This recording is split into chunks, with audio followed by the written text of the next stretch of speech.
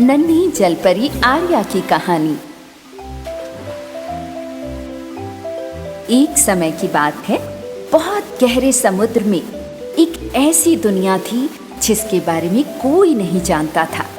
Dolphins गाती, jellyfish नाचती, नन्ही रंग बिरंगी मछलियां तैरती और बहुत गहरे पानियों में पानी के नीचे एक प्रसिद्ध राज्य था।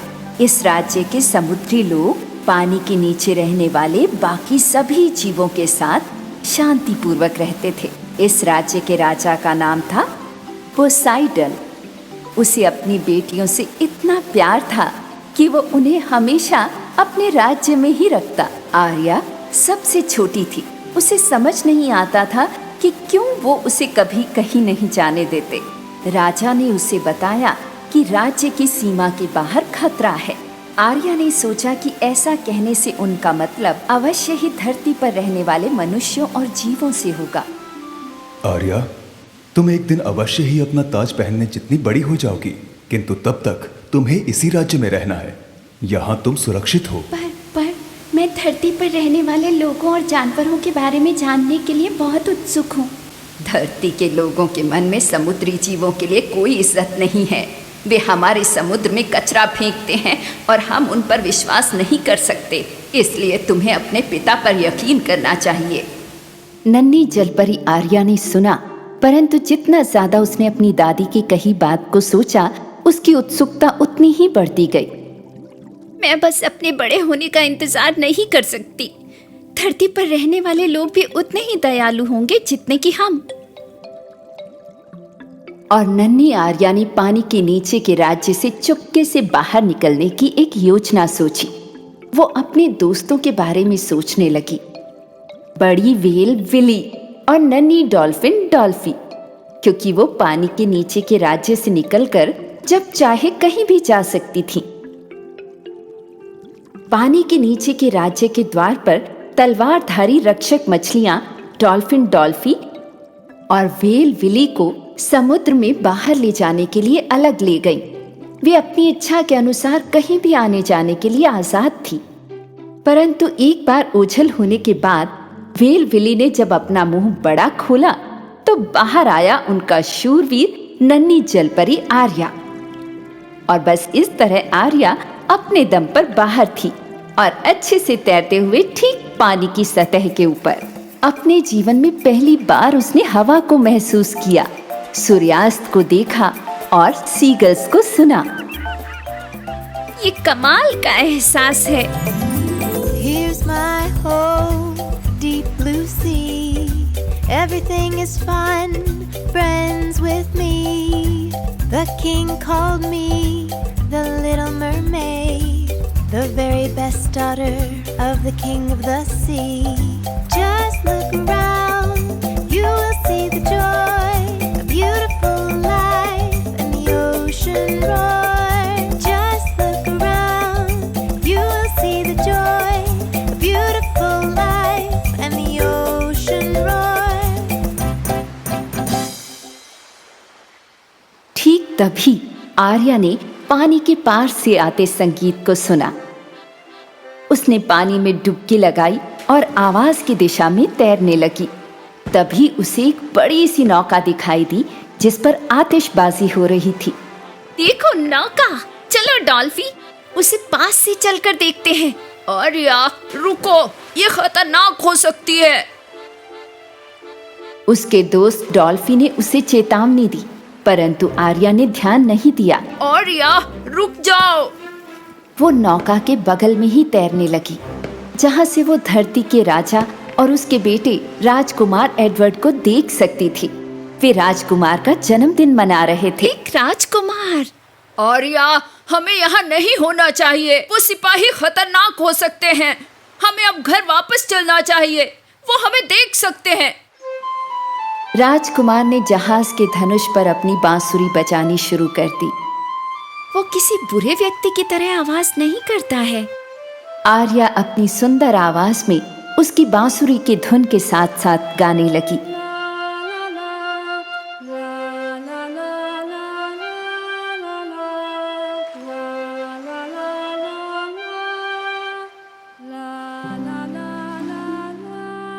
राजकुमार ने उसकी आवाज सुनी और हैरान होकर चारों तरफ देखा। ये इतनी सुंदर आवाज किसकी है? सावधान रहो आर्या, वो तुम्हें ढूंढने जा रहे हैं। दूर, बहुत दूर, राजा पोसाइडन की दुष्ट बहन समुद्री चुड़ैल वेगा राजा पोसाइडन के महल में रहती थी।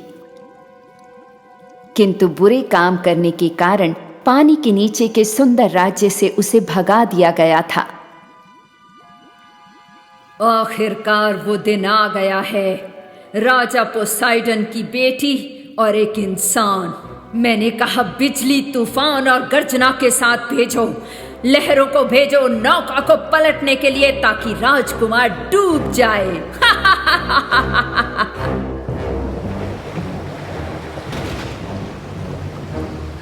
समुद्री चुड़ैल के जादू के कारण लहरों ने राजकुमार की नौका को तोड़ना शुरू कर दिया।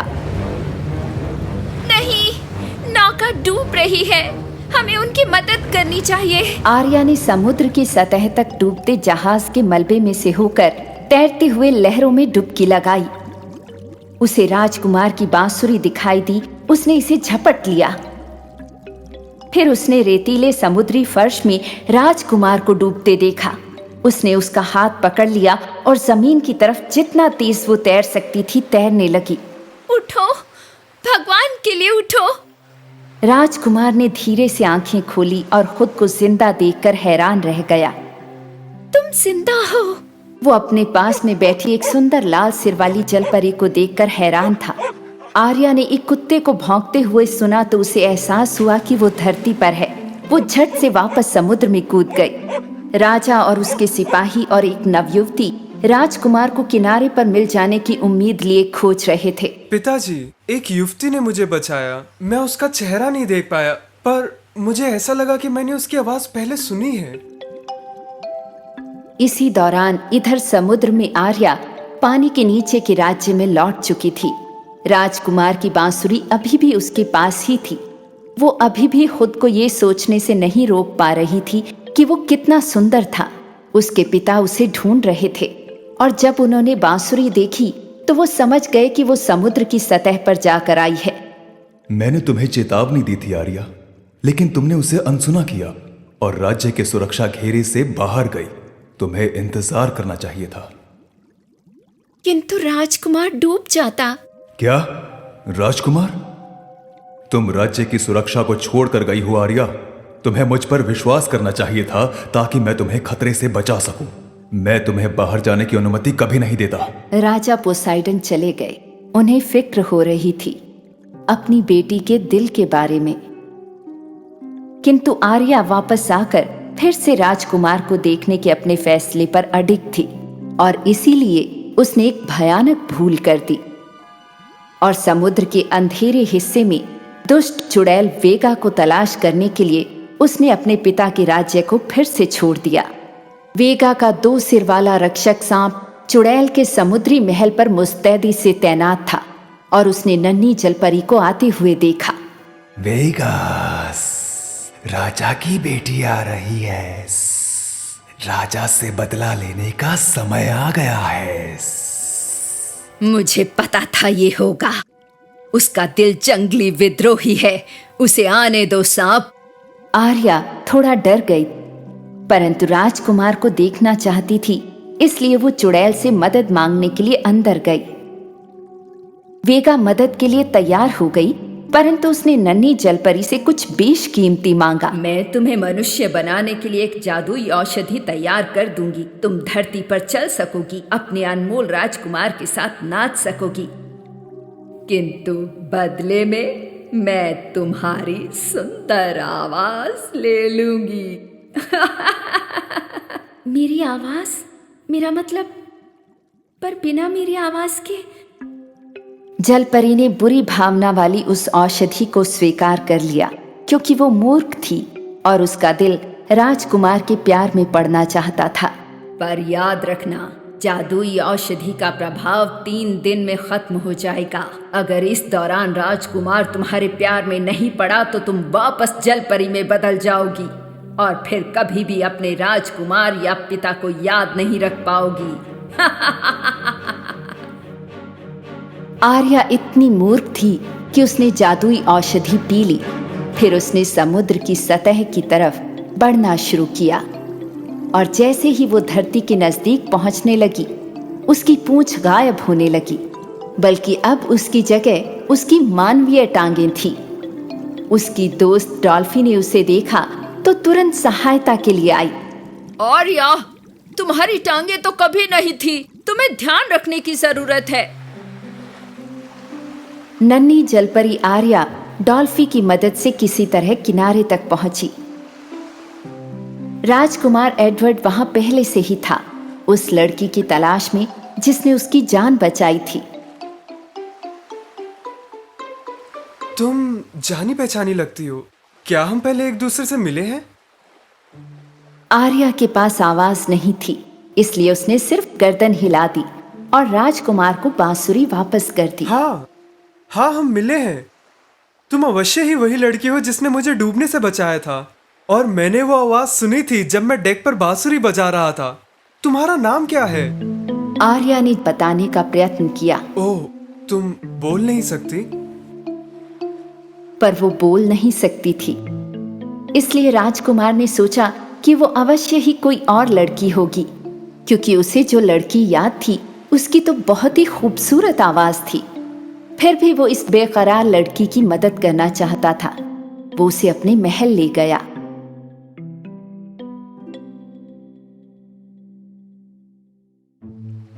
धरती के राज्य के महल में राजकुमार का पिता एक अन्य युवती के साथ अपने पुत्र के विवाह की तैयारियां कर रहा था। आर्या ने दूर से देखा और उदास हो गई कि वो राजकुमार से विवाह नहीं कर सकती। दिन बीते पर वो राजकुमार से बात नहीं कर पाई। आर्या जानती थी कि औषधि का असर जल्द ही खत्म हो जाएगा और वो जल्द ही अपनी सारी यादें खो देगी। आर्या सोचने लगी कि अपनी आवाज के बिना उसके लिए राजकुमार को अपने प्यार में पा पाना असंभव है। और फिर तीसरा दिन आ पहुंचा। आर्या बहुत उदास थी, पर तभी कुछ ऐसा हुआ जिसकी उम्मीद नहीं थी। उसकी जलपरी बहनें समुद्र से बाहर आईं और फिर उसकी दादी माँ। मेरी प्यारी पोती, हम तुम्हें बचाने और चुड़ैल का काला जादू तोड़ने आए हैं। तभी लहरें एक विशाल फुहार बनकर उठीं और आर्या के पिता राजा पोसाइडन पानी से बाहर आए। आर्या, मेरी प्यारी बेटी, तुम उसी खतरे में चली गई जिससे मैं तुम्हें बचाने की कोशिश कर रहा था, परंतु मैंने तुम्हारी आवाज बचा ली है। मैंने चुड़ैल का जादू तोड़ दिया है। अब तुम अपनी आवाज पा सकोगी और तुम हमें हमेशा याद रखोगी। समुद्र के राजा ने दादी के हाथ में अपने त्रिशूल को इशारा किया और जादू टूट गया। आर्या को उसकी आवाज वापस मिल गई। मेरी आवाज, धन्यवाद मेरे प्यारे परिवार, मुझे तुमसे बहुत प्यार है। नहीं। वेल विली ने नन्ही जलपरी को राजकुमार की नाव की ओर भगाया। राजकुमार और एक अन्य देश की राजकुमारी विवाह करने ही वाले थे कि तभी अचानक राजकुमार ने कुछ सुना और वो रुक गया।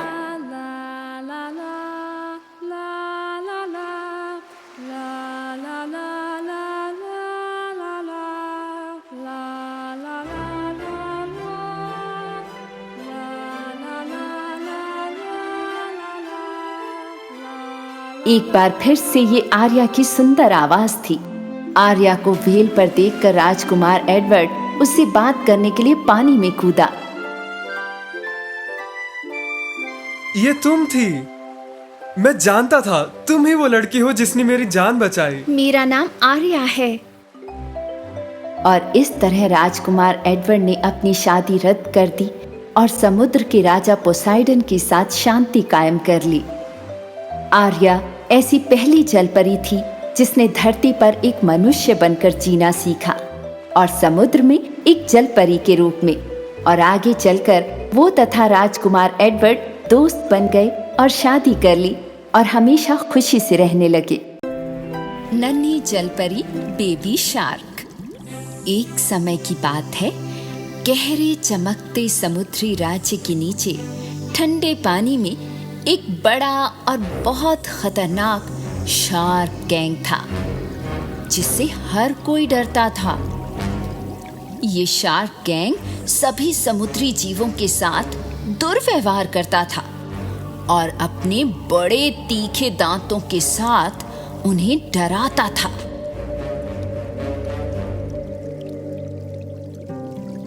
सबसे छोटे शार्क को सब बेबी शार्क बुलाते थे। उसे नाचना गाना बहुत पसंद था।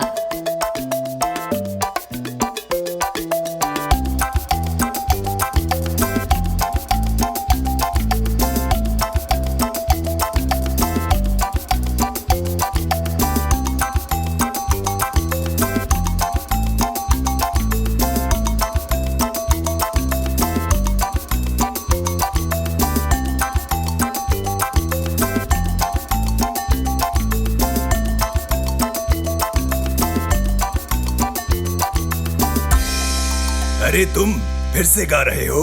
हम जैसे शार्क नहीं गाते, समझे बेबी शार्क? क्योंकि हम एक गैंग हैं। पर नहीं, मैं आपकी तरह नहीं। मैं किसी को दुख नहीं देना चाहता। चुप रहो, ये बकवास है। मतलबी शार्क गैंग बेबी शार्क को अपने साथ ले गया और तैरकर समुद्र के उस अंधेरे भाग में पहुंचा जहां समुद्री चुड़ैल वेगा अपनी गुफा में रहती थी।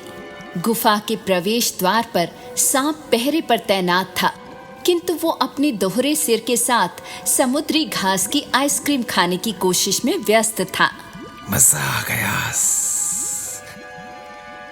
अब मेरा आराम करना तो बनता है। यहाँ तक कि सांप ने शार्क को अपने ठीक पीछे तैरते हुए भी नहीं देखा। बेबी शार्क ना चाहते हुए भी अपने मतलबी भाइयों के पीछे चलता रहा और समुद्री चुड़ैल वेगा का भयानक चेहरा देखा। तो तुम आ ही गए। इन समुद्रों में सबसे ज्यादा विश्वास मुझे तुम पर है, बूझो क्यों? क्योंकि हम पूरे सागर में शार्क के सबसे बड़े, खतरनाक और भयानक गैंग हैं। बिल्कुल सही। मैं भूखी हूँ। जाओ मेरे लिए छोटी प्यारी डॉल्फिन लाओ और मेरी भूख मिटाओ। कोई बात नहीं। आपका मतलब केक का टुकड़ा? वेगा के आदेश का पालन करने के लिए शार्क गैंग तुरंत गुफा से निकल पड़ा। वो इतना तेजी से तैर रहे थे कि बेबी शार्क के लिए उनके साथ कदम मिलाना मुश्किल हो रहा था। यहाँ तक कि कभी-कभी वो अपने बड़े भाइयों के पंखों के बीच पिस भी जाता था। उसे ये योजना कतई पसंद नहीं आई थी। इस बीच शानदार द्वीप समुद्र राज्य में राजा पोसाइडन की 3 खूबसूरत जलपरी बेटियां शाही समुद्र के कमरे में खेला करती थीं। आर्या अपनी बहनों में सबसे छोटी और सबसे सुंदर, अपनी पूंछ के साथ समुद्र में रहने में सक्षम थी और जब वो अपने पति राजकुमार एडवर्ड के पास लौटती तो वो जमीन पर होती और उसकी पूंछ टांगों और पैरों में बदल जाती। मुझे लगता है तुम्हें बस यही तो चाहिए, चलना और बोलना। बिल्कुल सही, मैं एक वॉकी टॉकी हूँ। मुझे राजा की जादुई शक्तियों की कहानी फिर से सुनाओ ना। एक दिन जब सभी मछलियां गर्मी के महासागर का आनंद ले रही थीं, नन्हा डॉल्फिन डॉल्फी अपनी अच्छी दोस्त आर्या जलपरी से मिलने के लिए गहरे समुद्री राज्य में आया। राजा पोसाइडन ने डॉल्फी से कहा कि आर्या वहां नहीं बल्कि धरती पर राजकुमार एडवर्ड के साथ है। इसलिए नन्हे डॉल्फिन डॉल्फी ने उसे देखने के लिए जाने का फैसला किया और सतह की ओर तैर गया। लेकिन तभी खतरनाक शार्क गिरोह ने उसे देखा और उसके रास्ते में आ गए। हे बॉस, यहाँ एक छोटी डॉल्फिन है, बिल्कुल जैसी वेगा चाहती है। तो जब मैं 3 तक गिनती करूं तो उसे घेर लेना। 1, 2। लेकिन बड़े भाई के 3 गिनने से पहले ही सबसे बेवकूफ शार्क बाहर कूद गया। मैंने अभी तक 3 नहीं कहा था। बेबी शार्क ने देखा कि क्या हो रहा था और उसने अपने भाइयों को डॉल्फिन का अपहरण करने से रोकने की कोशिश की। रुको, मैंने कहा रुको। लेकिन उसके बड़े भाई बड़े और ताकतवर थे। वे डॉल्फिन को पकड़ने के लिए उसके ठीक पीछे तैर रहे थे। काश मैं एक बड़ा ताकतवर शार्क होता, तब मैं अपने भाइयों को रोक सकता था। मुझे उस छोटे डॉल्फिन की जान बचानी है। बेबी शार्क अपने भाइयों के पीछे तैरने लगा और डॉल्फिन को बचाने के बारे में सोचने लगा। इधर किनारे पर आर्या और प्रिंस एडवर्ड समुद्र के किनारे महल के घाट पर टापू का खेल खेल रहे थे। आर्या के लिए वो डॉक उसके सामने का दरवाजा था। 5, 6, 7 7। अब आपकी बारी है। ऐसे देखो, 1 2 3 4 5 6 7 8। अरे नहीं, तुम जीत गए। लेकिन समुद्र के नीचे सब कुछ ठीक नहीं था। समुद्र के अंधेरे हिस्से में नन्हा डॉल्फिन डॉल्फी रो रहा था, एक पिंजरे में। मदद करो कोई मेरी।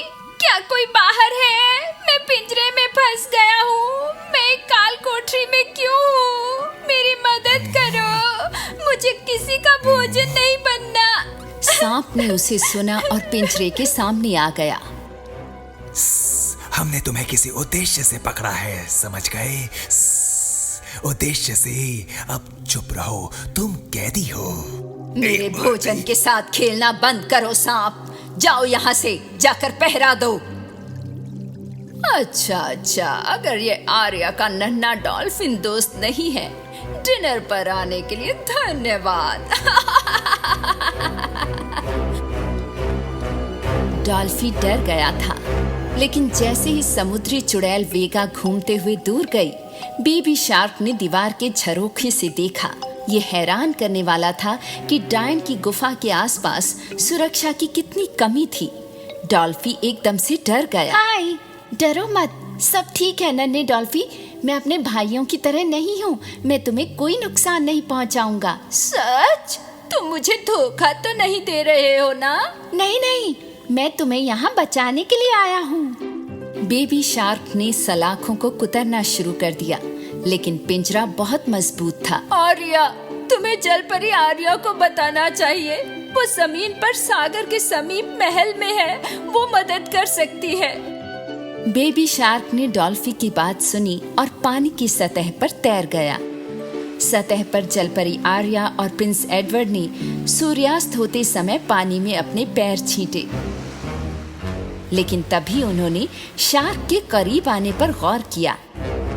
अरे ये क्या है? डॉल्फिन? ये एक शार्क है मेरे राजकुमार, सावधान रहो।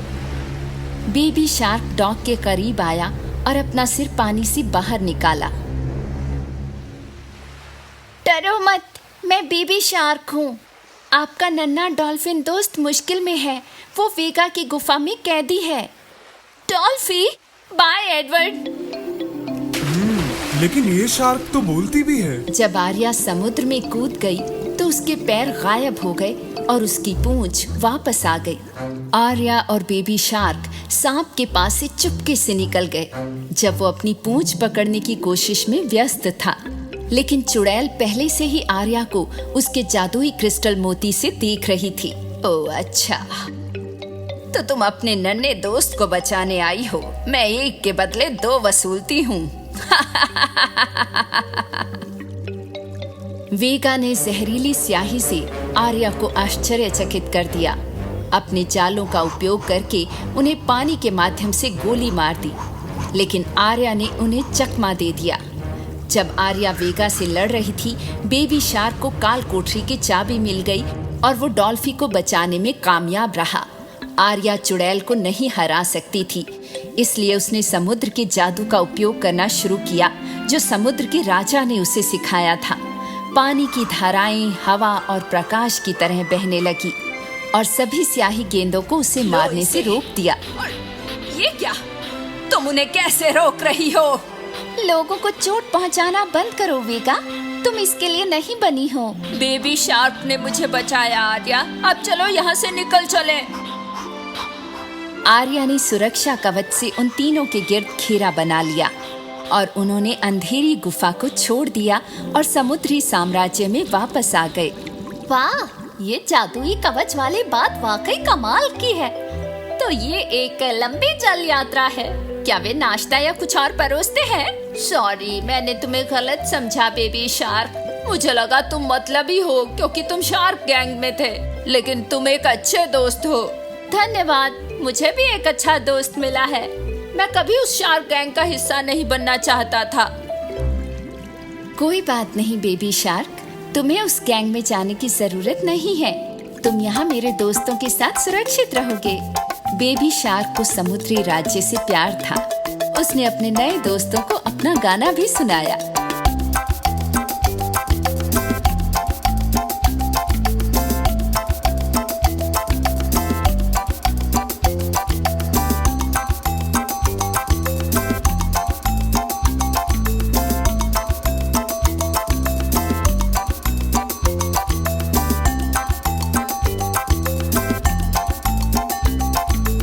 समुद्री चुड़ैल वेगा फिर से भूखी हो गई थी, क्योंकि वो एक स्वार्थी दुष्ट चुड़ैल थी। नन्ही जलपरी, गहरा नीला समुद्र। एक बार समुद्र के किनारे एक विशाल महल था। वहाँ प्रिंस एडवर्ड और उनकी पत्नी खुशी से रहते थे। उसका नाम आर्या था और वो एक जलपरी थी। समुद्र में बहुत गहरे अंधेरी गुफा में एक और महल था, लेकिन ये एक दुष्ट महल था। समुद्री राजा की दुष्ट बहन समुद्री राज्य को नष्ट करने और अपने भाई की गद्दी को पाने के लिए योजनाएं और साजिशें रचती वहां रहा करती थी। एक दिन दुष्ट समुद्री चुड़ैल वेगा अपने खास सांप के साथ समुद्र तल पर तैर रही थी और उसने रेत में बैंगनी रंग के फ्रेम के साथ एक दर्पण देखा। एक जादू का दर्पण यहाँ महासागर के तल में? मुझे आश्चर्य है, ये कहाँ से आया? हम इसे गुफा में ले चलते हैं मेरी आकाश। ये हमारे काम का हो सकता है। समुद्री चुड़ैल वेगा ने दर्पण लिया और गुफा में चली गई। जैसे ही वो वहां पहुंची, वो आईने के सामने खड़ी थी, लेकिन उसे खुद का प्रतिबिंब दिखाई नहीं दे रहा था, ना ही किसी और चीज का। दिन बीतते गए और अभी भी जादू का दर्पण केवल घूमता और तैरता रहता था। समुद्री चुड़ैल को समझ नहीं आ रहा था कि वो कैसे काम करता है, और जैसे ही वो इसे दूर फेंकने जा रही थी, भंवर बदलने लगा। भंवर के अंदर मैजिक मिरर का मालिक प्रकट हुआ। वो दुष्ट रानी हीला थी। दर्पण दर्पण, तुझे लगता है क्या? मुझे दिखा, मुझे दिखा, तू कहां डूब गया? वेगा ये देखकर हैरान रह गई कि दर्पण में एक धरतीवासी महिला थी और सांप डरकर छिप गया। मेरी आका, आईने के अंदर वाली महिला आप नहीं हैं। समुद्री चुड़ैल वेगा आईने के करीब आई और हीला को जवाब दिया।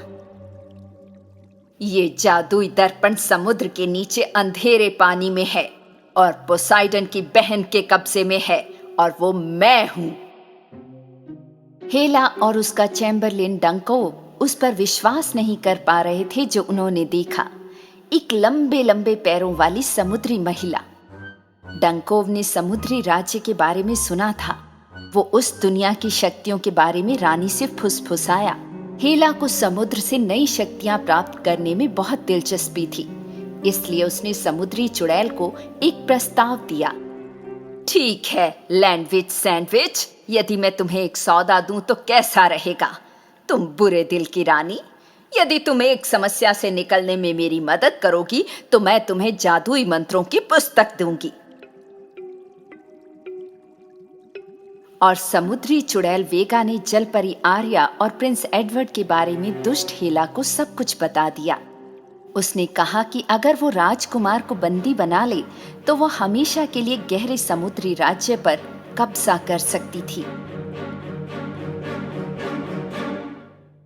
3 दिन बाद राजकुमार एडवर्ड ने अपने पिता के जहाज पर समुद्री यात्रा की तैयारी शुरू की। हमेशा की तरह वो जहाज के धनुष पर चढ़ गया और बादलों को देखकर मौसम की जांच करने लगा। आकाश साफ है, मौसम सुहाना है और बादल अधिक है। यात्रा के लिए सब कुछ सही है। इसके बाद प्रिंस एडवर्ड रेलिंग पर झुककर देखने जा रहा था कि क्या पानी शांत था, लेकिन राजकुमार का कुत्ता भौंकता हुआ उसके पास भागा। कुत्ते ने उसे जमीन की ओर खींचने की कोशिश की। ओह, क्या हो गया मेरे दोस्त? क्या कोई खतरे की बात है?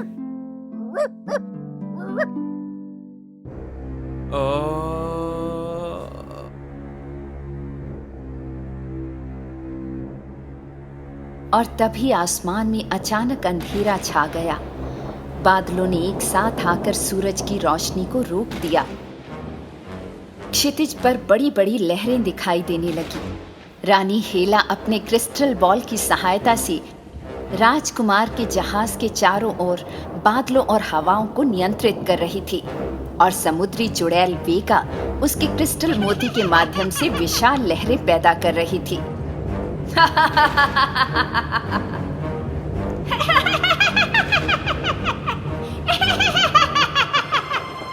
तभी एक विशाल लहर एडवर्ड की तरफ आई और उसे बहा ले गई, उसे पानी में समुद्र के तल तक।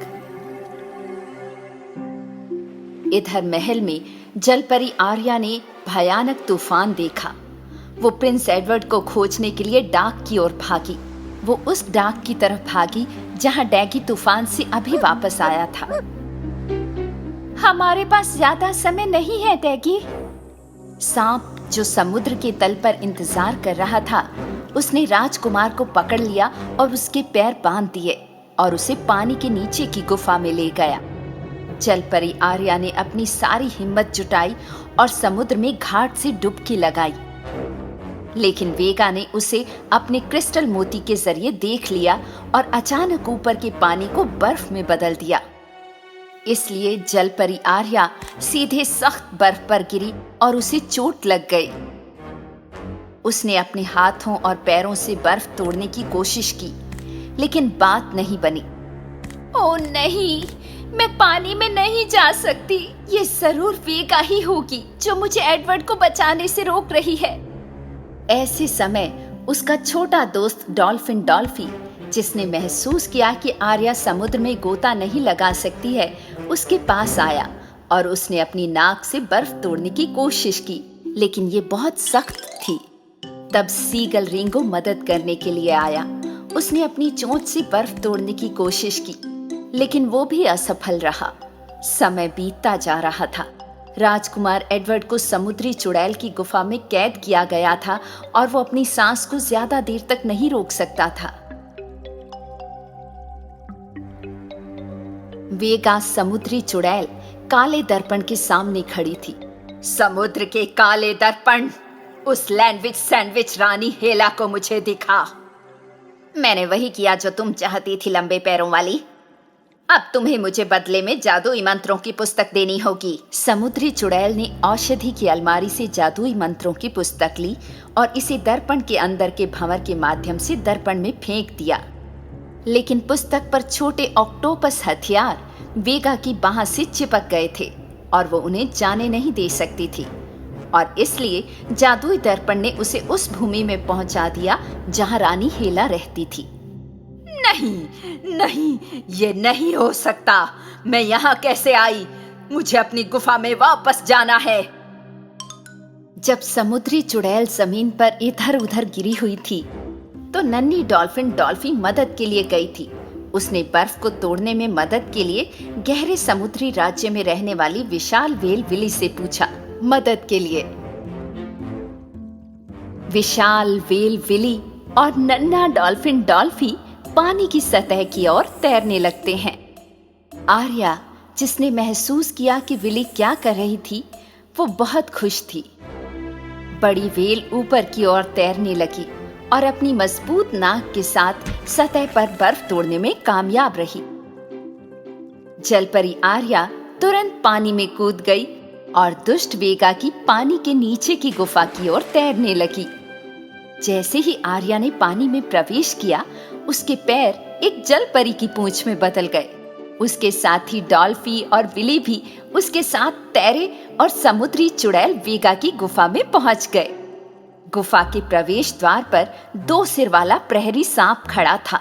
उन्हें आते देख उसने चुड़ैल को बुलाया, क्योंकि वो समझ रहा था कि वो गुफा में है। किरियाकास, वे आ गए हैं, वे आ गए हैं। आप कहाँ हैं? कुछ कीजिए।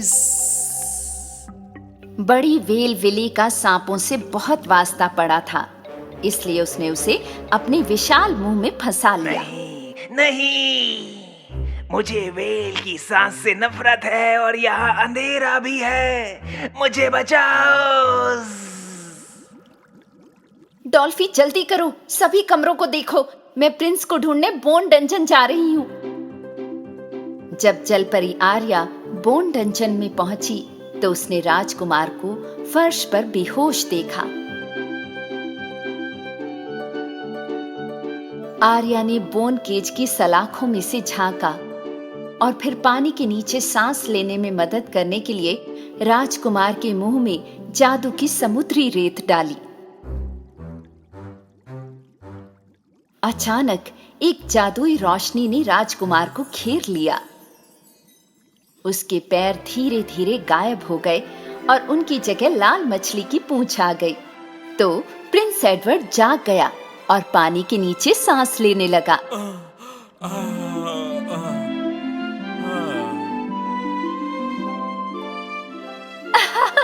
तुम जिंदा हो। मैं पानी के भीतर सांस ले सकता हूँ। ये बहुत अच्छा एहसास है। धन्यवाद, तुमने मेरी जान बचाई। आओ हम यहाँ से निकल चले मेरे राजकुमार। जलपरी आर्या और प्रिंस एडवर्ड यानी अब एक समुद्री मानव हाथ पकड़कर पानी की सतह पर तैरने लगे। उनके जीवन खुशी से भर गए और ये खुशियाँ जारी रही धरती और समुद्र दोनों हे पर। पक्षियों, क्या तुम्हें लगता है कि हमें कभी पंख भी मिल सकते हैं? वो कितना मस्त होगा। कई दिनों तक गंदगी के बीच बहने के बाद समुद्री चुड़ैल अंत में समुद्र में पहुंच गई और अपनी गुफा में लौट आई। और जब उसने देखा कि राजकुमार बच गया है, चाहे इस तरह या उस तरह, मैं उस गहरे समुद्री राज्य में प्रवेश करके रहूंगी।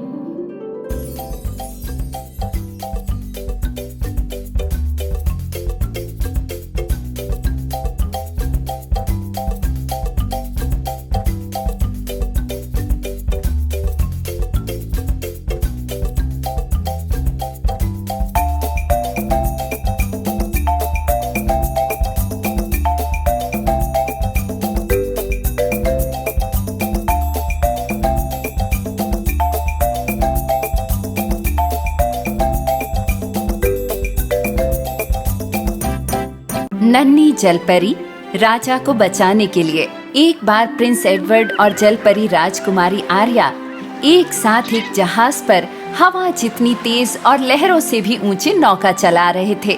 देखो, पानी का बहाव, नावों की ये चीज मुझे बहुत पसंद है। एडवर्ड और आर्या अक्सर नई जगहों का पता लगाने के लिए एक साथ यात्राएं करते थे, जो पहले किसी ने नहीं देखी थी। गहरे पानी के नीचे समुद्री चुड़ैल वेगा एक बार फिर अपने भाई राजा पोसाइडन से समुद्री राज्य लेने की सोच रही थी। उसका सहायक सांप गुफा में क्रिस्टल मोती के पास आया और धीरे से उसे अपने सिर से छू लिया, और फिर मोती ने जादुई रूप से उसे वो सब दिखाया जो समुद्र में हो रहा था। मेरी आकाश, आर्या और एडवर्ड एक यात्रा पर गए हैं। वेगा तुरंत वहां आई। सांप, मैंने तुमसे कितनी बार कहा है, मेरे जादुई क्रिस्टल मोती को हाथ मत लगाना। जब तक वे समुद्र पर हैं, मैं उनके साथ हर तरह से बुरा कर सकती हूँ। कैसा रहेगा अगर आप धरती को नष्ट ही कर दे मेरी आकाश? समुद्री चुड़ैल वेगा सांप ने जो कहा उसके बारे में सोचने लगी। मैं समझ गई, अगर मैं दुनिया की सारी भूमि को नष्ट कर दूं तो मैं हर समय आर्या को पीड़ा दे सकती हूँ। देखती हूँ तब राजकुमार और बाकी इंसान कब तक पानी में रहेंगे। वेगा ने फैसला किया कि ये उसके लिए समुद्र की रानी बनने और अपने भाई अच्छे राजा से समुद्री राज्य लेने का सबसे अच्छा तरीका है। इसलिए समय को जरा भी बर्बाद किए बिना उसने शैवाल पेपर पर अपनी विश्वासघाती योजना के लिए जरूरी सामग्री को लिखा। Dear Miss Little Mermaid, you don't know me yet. This is Vega. You all should be afraid. I'll follow you till the end. Snake, always stay awake. Watch Arya and Poseidon. Hope you won't make mistakes.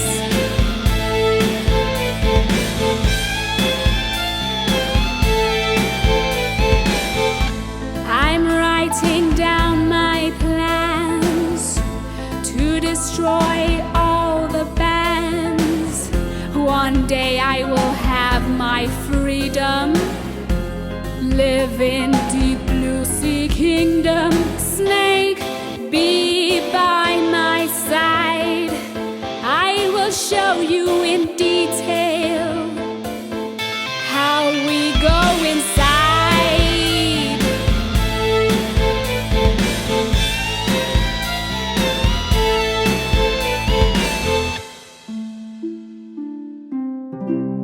इधर जहाज पर आर्या अपनी cabin में बैठी एक diary लिख रही थी। प्रिय डायरी, जब मैं सागर में रहती थी, मैं घूमती थी रंगीन मूंगों के बीच, समुद्री घोड़ों के पीछे, सीप से गुनगुनाते, सुंदर दृश्यों को तस्वीरों पर उतारते। मुझे वो सब याद आते हैं। जब मरमेड आर्या लिख रही थी, उसने डेक पर चालक दल की आवाजें सुनी। ये खत्म हो गया, क्षितिज पर एक नई भूमि दिखाई दी है। आर्या ये खुशखबरी सुनकर बहुत खुश हुई। वो प्रिंस एडवर्ड को खोजने के लिए जाने वाली थी, लेकिन उसका दोस्त सीगल रिंगो जहाज की खिड़की के ठीक सामने आया। रिंगो इतनी हड़बड़ी में था कि वो साफ कांच को देख ही नहीं पाया। उसने कई बार अंदर आने की कोशिश की, इससे पहले कि आर्या समझ पाती कि उसे मदद की जरूरत है। रिंगो, स्वागत है। तुम इतने परेशान दिख रहे हो, कुछ गड़बड़ है? मेरी राजकुमारी प्यारी आर्या, तुम्हारे पिता, भूमि, पृथ्वी, ये सभी जल्दी नष्ट हो जाएंगे। इस बात का क्या मतलब है रिंगो? भूमि कैसे नष्ट हो सकती है? रिंगो और जलपरी आर्या तेजी से जहाज के डेक तक गए। रिंगो दिशा बताने के लिए कौवे के घोंसले तक गया और फिर आर्या को बताया कि उसके पिता राजा पोसाइडन को कैदी बना लिया गया है और ये कि पृथ्वी पर सभी धरती एक समय में एक जगह गायब होने लगी है। यदि तुमने कुछ नहीं किया आर्या, तो ये जहाज जल्द ही गायब हो जाएगा। धरती पर रहने वाले सभी जीव नष्ट हो जाएंगे। नहीं, ये बहुत दर्द भरी भयानक बात होगी। तभी आर्या ने देखा कि वेगा का सांप पानी में था, जो चुपके से जहाज को देख रहा था। ये सब समुद्री चुड़ैल वेगा के कारण हो रहा होगा। मुझे पता है ये वही है। मुझे उसे रोकने की कोशिश करने के लिए समुद्र में वापस जाना चाहिए, मेरे राजकुमार। प्रिंस एडवर्ड ने देखा कि पास की जमीनें धीरे धीरे गायब हो रही थी। वो नहीं चाहता था कि आर्या जाए, लेकिन उसे अपने चालक दल के साथ जहाज पर रहना था, सो उसने उसे अपने बिना जाने दिया। मैं तुम्हें अकेले नहीं जाने देना चाहता आर्या, लेकिन तुम्हें जाना होगा हमें बचाने के लिए। जलपरी आर्या डेक की तरफ बढ़ी और उसने अपने समुद्री मित्रों के लिए सीटी बजाई। उसके छोटे डॉल्फिन दोस्त ने समुद्र की गहराई में सीटी सुनी और उसे खोजने के लिए सतह तक तैर कर आया। जैसे ही आर्या ने डॉल्फिन को आते हुए देखा, उसने पानी में डुबकी लगाई। जैसे जैसे वो गहरे और गहरे पानी में तैरने लगी, उसके पैर जादुई रूप से फिर से जलपरी की पूंछ में बदल गए। डॉल्फी, हम वेगा की गुफा में जा रहे हैं। आर्या और डॉल्फी तैरने लगे। दुष्ट चुड़ैल पहले से ही अपनी गुफा में थी, जहां उसने अपने दयालु भाई को कैद किया हुआ था और अपनी बुराई की योजना की डींगे मार रही थी। अगर तुम मुझे समुद्री राज्य नहीं दोगे तो तुम्हारी अनमोल बेटी आर्या और उसके सभी मानव मित्र महासागरों में नष्ट हो जाएंगे। लेकिन तभी आर्या और डॉल्फी वेगा की गुफा में पहुंच गए। डॉल्फी घबरा गया, लेकिन उसने सांप को पकड़ने की पूरी कोशिश की जो सामने के दरवाजे पर पहरा दे रहा था। हाय, मैं अपना रास्ता भटक गया हूँ। मुझे समझ नहीं आ रहा कि मैं यहाँ से महासागर मनोरंजन पार्क तक कैसे जाऊँ। मनोरंजन पार्क? क्या यहाँ कोई मनोरंजन पार्क है? ये कहाँ है? क्योंकि हम जाना चाहते हैं। ओह हाँ, बेशक, और ये बहुत मजेदार जगह है। जैसे ही डॉल्फी ने सांप का ध्यान भटकाया, आर्या चुपके से दाखिल हो गई। उसने अपने पिता को बंधे हुए देखा। फिर उसने अपने पिता का जादुई त्रिशूल और चुड़ैल का बड़ी जड़ी बूटियों वाला कैबिनेट देखा। आर्या अपने पिता की मदद करने के लिए बढ़ी। चलो भाई, मुझे अपना मुकुट दे दो और अपना समुद्री राज्य मेरे हवाले कर दो। आर्या ने अपने पिता की छड़ी पकड़ी और वेगा के पीछे चली गई। हिलना नहीं वेगा, तुम यहाँ कैसे आई? जब आर्या ने चुड़ैल पर छड़ी लहराई तो छड़ी से बिजली निकली और वेगा को पकड़ लिया।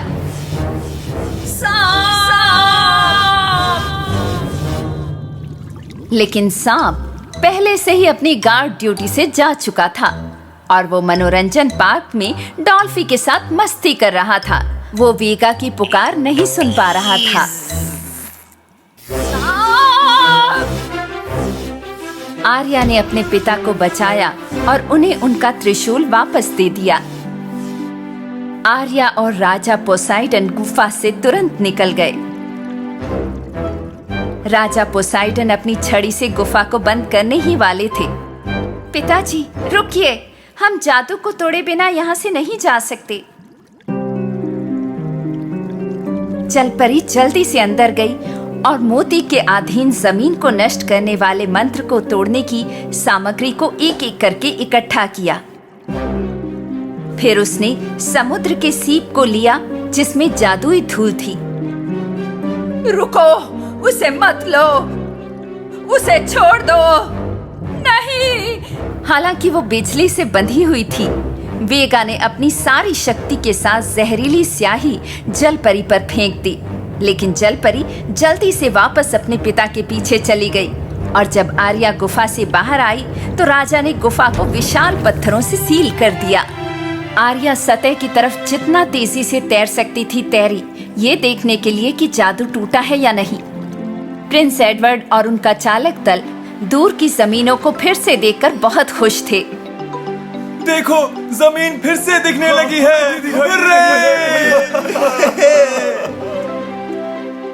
जलपरी आर्या इतनी तेजी से तैर रही थी कि वो पानी से हवा में उड़ने लगी।